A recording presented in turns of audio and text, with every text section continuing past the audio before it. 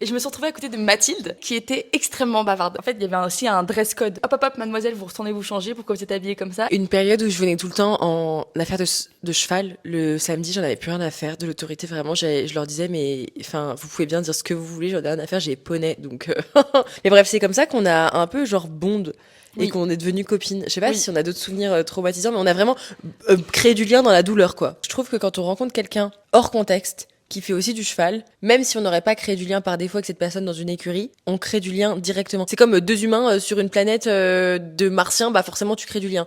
Bah là c'est pareil, t'es un peu les deux folles du village qui montent à cheval. Moi, j'ai rencontré deux types de personnes. Quand tu leur dis je fais du cheval, il y a moins maintenant, mais plus quand j'étais au collège, je rencontrais beaucoup ce type de personnes. Et il y avait tout de suite une compétition en fait. Je sentais que la personne en face se mettait directement en compétition par rapport à moi en disant ouais moi je monte 2 heures par semaine, ouais moi j'ai mon cheval attitré, ouais moi je. Et tu vois il y avait vite en gros un peu une sorte de compétition qui s'installait de qui était meilleure cavalière. Un peu Véronica de Grand Galop. J'espère que tout le monde a la rêve de Véronica ou peut-être on est déjà trop vieille.